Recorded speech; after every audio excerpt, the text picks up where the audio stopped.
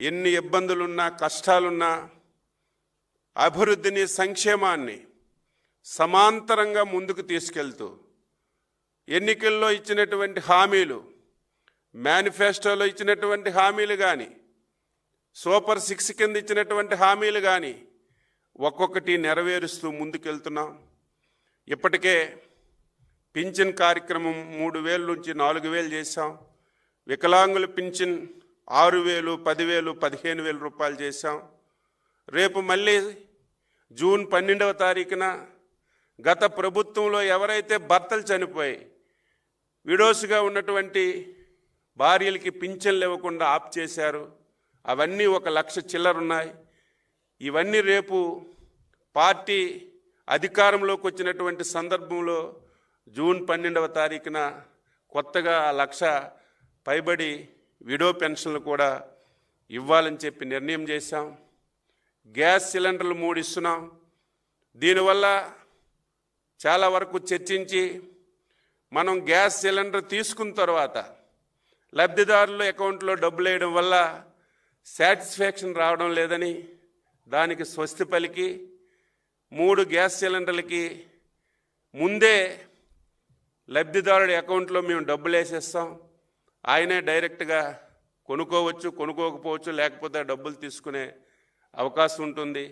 ఇది ఒక మంచి నిర్ణయం. ముఖ్యమంత్రి గారు ఈరోజు పాలిట్ బ్యూరోలో నిర్ణయం తీసుకొని జనసేన బీజేపీతో మాట్లాడి ప్రభుత్వంలో ఈ ఆదేశాలు ఇవ్వడానికి నిర్ణయం చేశాం అని చెప్పి సందర్భంగా తెలియజేస్తున్నాను.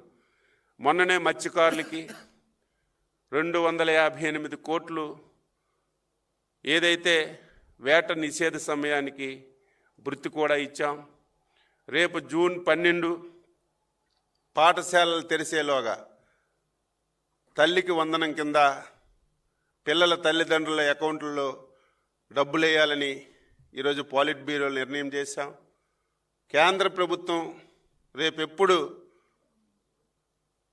అన్నదాత సుఖీభవ కింద ఫస్ట్ ఇన్స్టాల్మెంట్ వేస్తారు, అదే రోజు మనం ఫస్ట్ ఇన్స్టాల్మెంట్ జోడించి రైతులకు ఇవ్వాలని చెప్పి నిర్ణయం చేశాం. దీంతో పాటుగా ఇంకొక మంచి నిర్ణయం తీసుకున్నాం. రేపా ఎల్లుండా 10 రోజుల్లో రాష్ట్ర ముఖ్యమంత్రి గారు, జాతీయ పార్టీ అధ్యక్షులు ఈ 12 మాసాల్లో ఏ నెలలో ఏ సంక్షేమ పథకం ఇస్తాం, ఏ తారీఖుని ఇస్తామనేది ఒక సంవత్సరం క్యాలెండర్ కూడా వీలైనంత త్వరగా ముఖ్యమంత్రి గారు సంక్షేమ పథకాలు ఏదైతే సూపర్ 6లో కానీ ఏదైతే మనం హామీలు ఇచ్చామో ఒక్కొక్క మంత్ ఒక్కొక్క సంక్షేమ పథకాన్ని అమలు చేయాలని 12 మాసాల క్యాలెండర్ కూడా వీలైనంత తొందరగా ఇస్తామని చెప్పి సందర్భంగా తెలియచేస్తున్నాను. 11 మాసాల్లో 8.50 లక్షలు పెట్టుబడులు వచ్చాయి. అవన్నీ అమలు జరిగే విధంగా మనం అనుకున్నటువంటి 20 లక్షల ఉద్యోగాలు ప్రతి ఒక్కరికి ఇవ్వాలి. అదేదో మనం చెప్పడం కాదు, ఎవరు కంప్యూటర్లో చూసినా సరే ఏ పరిశ్రమలో ఎంతమందికి, ఏ ఊర్లో ఎంతమందికి, ఏ జిల్లాలో ఎంతమందికి ఇచ్చామనే స్పష్టమైనటువంటి సమాచారాన్ని ప్రతి ఒక్కరికి తెలియజేయాలని ఈరోజు పాలిట్ బ్యూరోలో నిర్ణయం చేశాం.